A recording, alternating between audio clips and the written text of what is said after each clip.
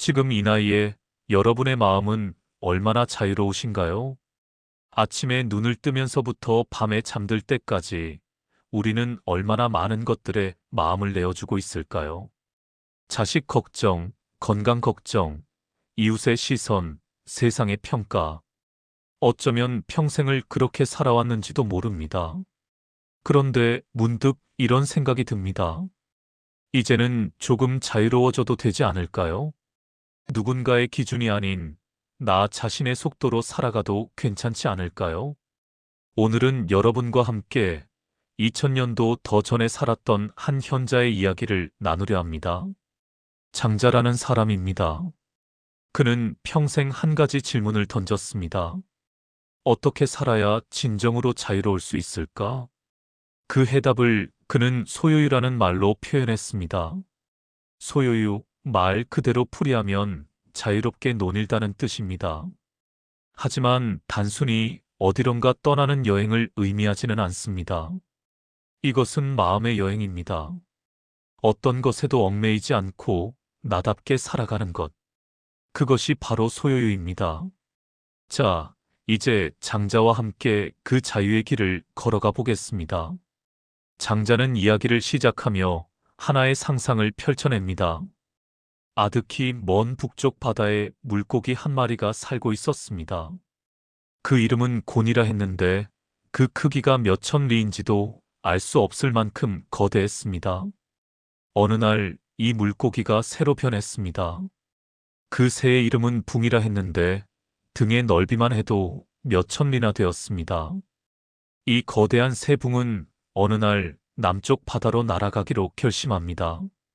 날개를 한번 펄럭이자 하늘을 뒤덮는 구름이 일어나고 바다 물결이 3000리나 솟구쳤습니다. 그렇게 붕은 9만 리 높이까지 날아올라 유유히 남쪽으로 향했습니다.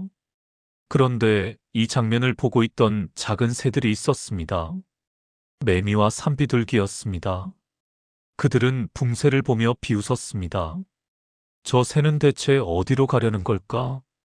우리는 힘껏 날아봐야 나무 꼭대기까지밖에 못 가는데 그것도 때로는 땅에 떨어지기 일쑤지.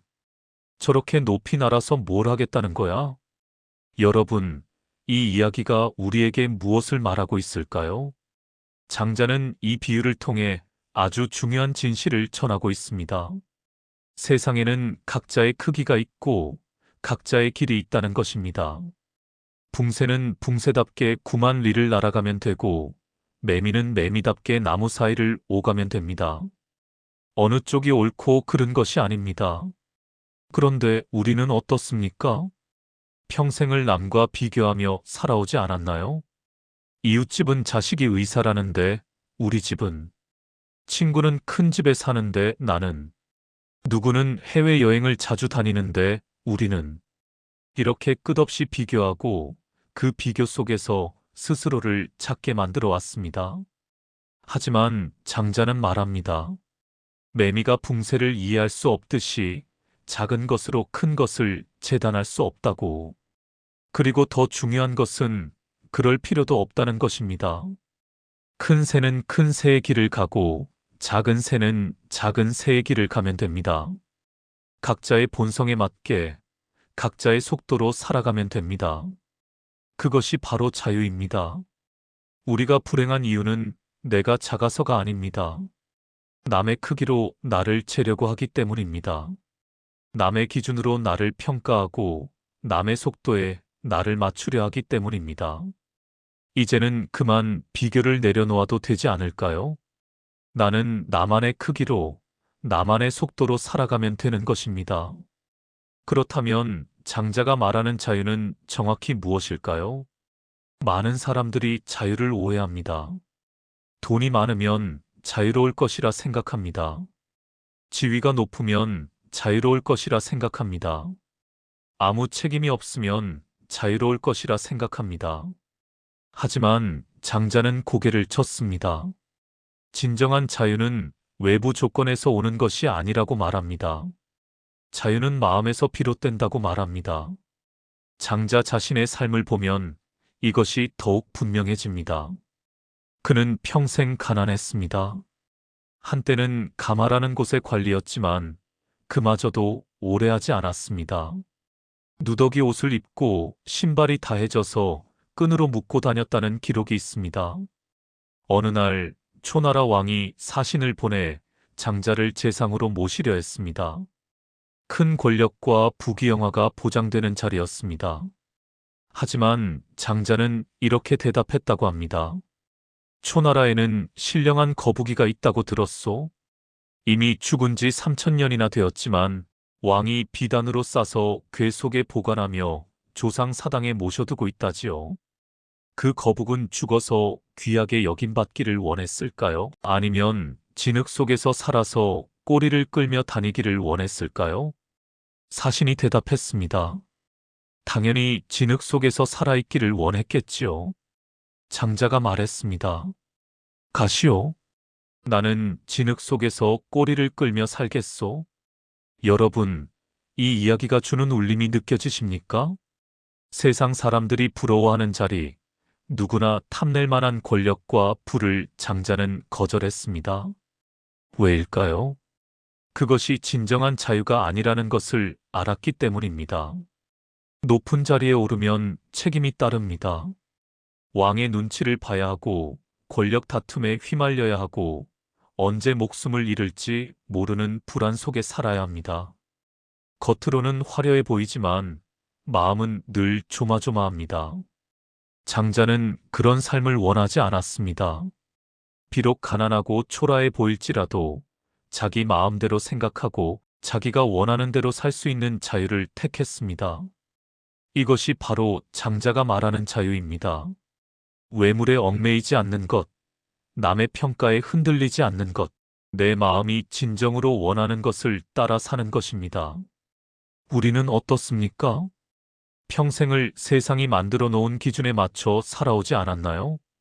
좋은 학교, 좋은 직장, 좋은 배우자, 좋은 자식. 세상이 좋다고 하는 것들을 쫓아 달려왔습니다. 그것을 얻으면 행복할 줄 알았습니다.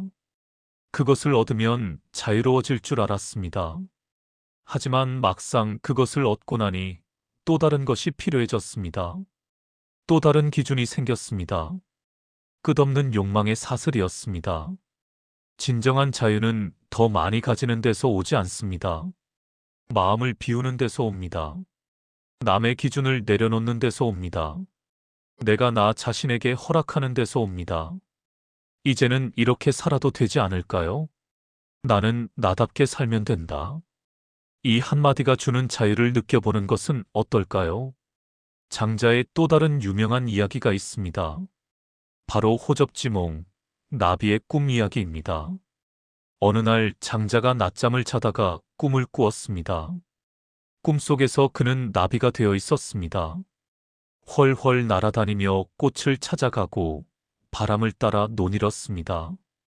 그 나비는 자신이 장자였다는 사실을 전혀 알지 못했습니다. 오직 나비로서의 즐거움만이 있었습니다. 그러다 문득 잠에서 깨어났습니다. 자신이 장자라는 것을 알았습니다. 하지만 이상한 생각이 들었습니다.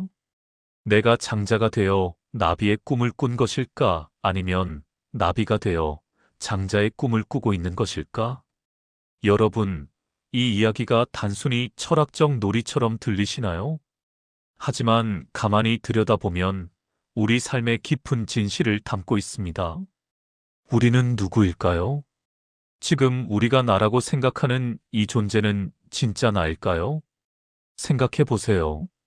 태어나서부터 지금까지 우리는 수없이 많은 역할을 해왔습니다. 누군가의 자식이었고, 학생이었고, 직장인이었고, 누군가의 배우자였고, 부모였습니다.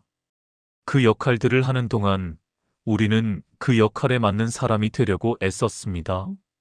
착한 자식, 성실한 학생, 유능한 직원, 좋은 배우자, 훌륭한 부모. 이런 역할들을 해내려고 평생을 노력했습니다. 그러다 보니 정작 나 자신은 어디론가 사라져 버렸습니다. 장자의 나비 이야기는 바로 이것을 묻고 있는 것입니다. 지금의 나는 진짜 나일까? 아니면 세상이 만들어 놓은 역할을 연기하고 있는 것일까? 많은 분들이 나이가 들면서 이런 허무함을 느낍니다. 나는 평생 뭘 하며 살았을까? 정작 내가 원하던 것은 무엇이었을까? 이런 질문들이 가슴속에서 올라옵니다. 하지만 장자는 이렇게 말합니다. 그 깨달음이 바로 자유의 시작이라고. 내가 그동안 꿈을 꾸고 있었다는 것을 아는 순간, 비로소 진짜 나를 찾을 수 있다고 말입니다. 나비가 나비인 것을 즐기듯이, 장자가 장자인 것을 즐기듯이, 이제는 나 자신으로 사는 것을 즐겨도 됩니다. 남이 규정한 나와 세상이 원하는 나가 아니라 진짜 내가 원하는 나로 살아도 됩니다. 어쩌면 인생의 후반부는 바로 이것을 위한 시간인지도 모릅니다. 그동안 해야 했던 역할들을 하나씩 내려놓고 이제는 나 자신으로 돌아가는 시간 말입니다. 자식은 이제 다 컸습니다. 직장도 은퇴했습니다. 세상이 요구하는 역할들이 하나둘 줄어듭니다. 이것을 상실이라고 볼 수도 있지만 다르게 보면 자유를 얻는 과정입니다. 이제는 물어볼 수 있습니다. 나는 누구인가? 진짜 나는 무엇을 원하는가? 그리고 그 답을 향해 걸어갈 수 있습니다. 천천히 내 속도로 말입니다.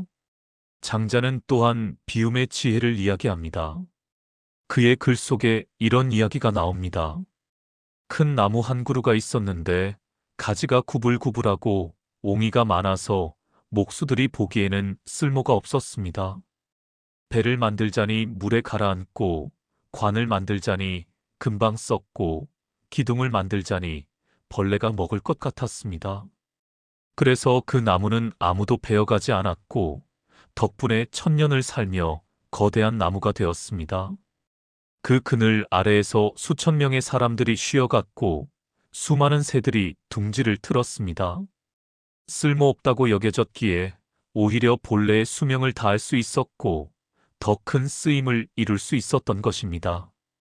여러분, 이 이야기가 들려주는 메시지가 무엇일까요?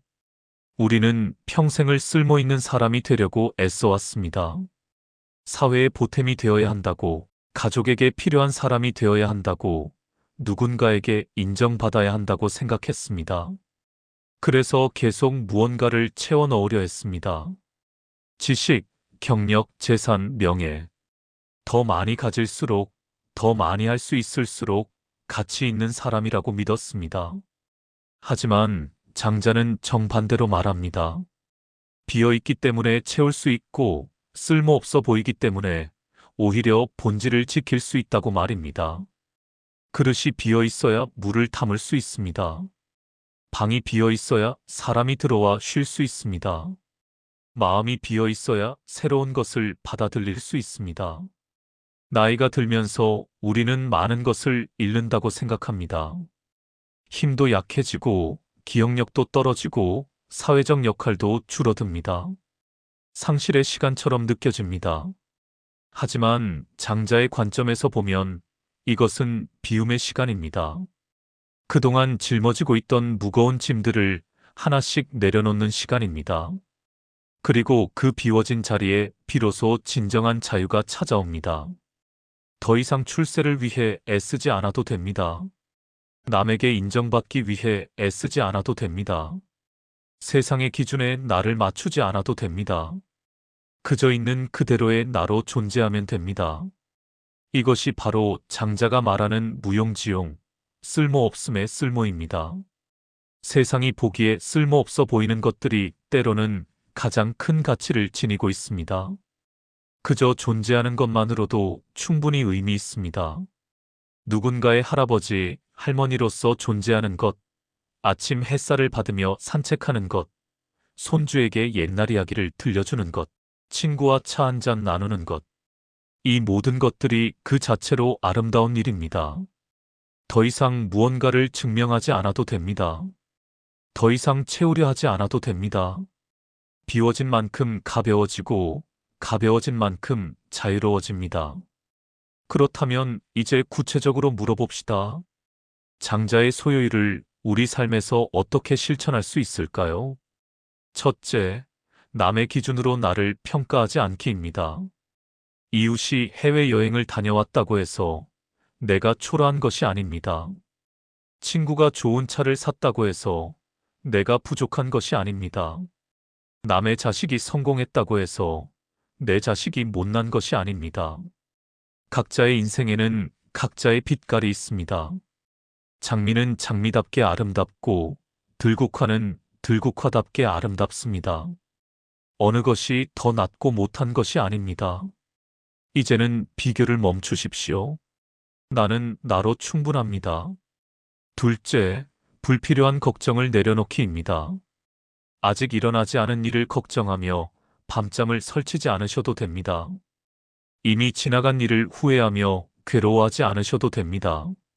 장자는 이렇게 말했습니다. 이미 그렇게 된 것을 어찌하겠는가? 아직 오지 않은 것을 어찌 알겠는가? 우리가 실제로 살고 있는 시간은 오직 지금, 이 순간뿐입니다. 과거는 이미 흘러갔고 미래는 아직 오지 않았습니다. 지금 이 순간에 충실하십시오. 지금 이 순간을 느끼고 지금 이 순간을 살아가십시오. 셋째, 가벼워지는 인간관계를 선택하기입니다. 나이가 들수록 관계도 정리가 됩니다. 그것이 자연스러운 일입니다. 억지로 유지해야 하는 관계, 만나고 나면 오히려 피곤한 관계는 과감히 놓아주십시오. 대신 마음이 편안해지는 사람들과 시간을 보내십시오. 함께 있으면 웃음이 나고 있는 그대로의 내 모습을 보여줄 수 있는 사람들 말입니다. 장자는 말했습니다. 군자의 사귐은 물처럼 담백하고 소인의 사귐은 술처럼 달다. 처음에는 달콤해 보이지만 나중에 피곤해지는 관계보다 담백하지만 오래 지속되는 관계가 진짜 관계입니다. 넷째, 내가 원해서 선택하는 삶을 살기입니다. 해야 하니까 하는 일이 아니라 하고 싶어서 하는 일을 하십시오. 의무감이 아니라 즐거움으로 하루를 채워가십시오. 아침에 일찍 일어나 산책을 하고 싶으면 하십시오. 책을 읽고 싶으면 읽으십시오. 그림을 그리고 싶으면 그리십시오. 그저 아무것도 하지 않고 멍하니 앉아있고 싶으면 그렇게 하십시오. 누가 뭐라 하든 내가 원하는 대로 사는 것. 그것이 자유입니다. 다섯째, 나만의 속도로 하루를 보내기입니다. 세상은 빠르게 돌아갑니다. 젊은 사람들은 바쁘게 움직입니다. 하지만 우리는 더 이상 그 속도에 맞출 필요가 없습니다. 천천히 걸어도 됩니다. 천천히 생각해도 됩니다. 천천히 말해도 됩니다. 장자가 말한 붕새를 기억하십니까? 붕새는 9만 리를 날아갑니다. 하지만 그 긴 여정을 가기 위해서는 먼저 바람을 기다려야 했습니다. 급하게 서두르지 않았습니다. 때가 되면 자연스럽게 날아오를 수 있다는 것을 알았기 때문입니다. 우리도 마찬가지입니다. 내 때를 기다리십시오. 내 속도를 지키십시오. 서두르지 마십시오. 이제 이야기를 정리해 봅시다. 장자가 우리에게 전하는 소요유의 핵심은 무엇일까요? 그것은 바로 나답게 사는 것입니다. 남과 비교하지 않고 세상의 기준에 휘둘리지 않고 내 마음이 진정으로 원하는 것을 따라 사는 것. 비우고 내려놓으며 가벼워지는 것. 그리고 그 가벼움 속에서 진정한 자유를 찾는 것. 여러분, 우리는 평생을 참 열심히 살아왔습니다. 가족을 위해, 사회를 위해, 누군가를 위해 애써왔습니다. 그 시간들이 헛되지 않았습니다. 그 모든 것들이 우리를 지금의 우리로 만들었습니다. 하지만 이제는 조금 쉬어가도 됩니다. 이제는 나 자신을 위해 살아도 됩니다. 자식들은 다 컸습니다. 이제 그들은 그들의 인생을 살아갈 것입니다. 우리가 평생 해왔던 역할들을 하나씩 내려놓아도 됩니다. 그리고 그 비워진 자리에서 진짜 나를 다시 만나도 됩니다. 아침에 눈을 뜨면 오늘 나는 무엇을 하고 싶은지 스스로에게 물어보십시오. 남이 기대하는 것이 아니라 내가 진심으로 원하는 것을 하십시오. 누군가의 말에 상처받았다면 그것을 오래 붙잡고 있지 마십시오. 바람에 흔들리는 나무처럼 바람이 지나가면 다시 제자리로 돌아오면 됩니다. 세상이 어떻게 돌아가든 내 마음만은 평온하게 지키십시오. 그것이 바로 소요유입니다. 어떤 것에도 얽매이지 않고 자유롭게 노니는 것입니다. 장자는 2000년 전에 살았지만 그의 말은 지금도 여전히 우리에게 울림을 줍니다. 시대는 바뀌었어도 사람의 마음은 크게 다르지 않기 때문일 것입니다. 그때도 사람들은 비교하고 욕심내고 불안해했습니다. 그때도 사람들은 진정한 자유를 갈망했습니다. 그리고 장자는 그 답을 찾았습니다. 바로 마음의 자유였습니다. 이제 그 자유는 우리 것입니다. 아무도 우리에게 줄 수 없지만 또한 아무도 우리에게서 빼앗아갈 수도 없는 자유입니다. 오직 우리 스스로가 우리 자신에게 허락할 수 있는 자유입니다. 인생의 후반부는 두렵고 외로운 시간이 아닙니다. 오히려 가장 자유로운 시간입니다. 그동안 해야만 했던 것들에서 벗어나 이제는 하고 싶은 것들을 할 수 있는 시간입니다. 늙는다는 것은 약해지는 것이 아닙니다. 불필요한 것들을 내려놓고 본질로 돌아가는 것입니다. 세상의 소음에서 벗어나 내면의 소리를 듣는 것입니다. 그러니 이제는 이렇게 말해도 됩니다. 나는 나답게 살겠다. 남의 기준이 아니라 내 기준으로 살겠다. 비교하지 않고 있는 그대로의 나를 받아들이겠다. 내려놓고 비우고 가벼워지겠다. 나만의 속도로, 나만의 방식으로 하루하루를 살아가겠다. 이것이 바로 소유유입니다. 자유롭게 노니는 것입니다. 어디로 가든 무엇을 하든 그것이 나 자신의 선택이라면 그것으로 충분합니다. 붕새는 9만 리를 날아갑니다. 매미는 나무 사이를 오갑니다. 둘 다 자유롭습니다. 각자의 방식으로 각자의 하늘을 나는 것, 그것이 자유입니다.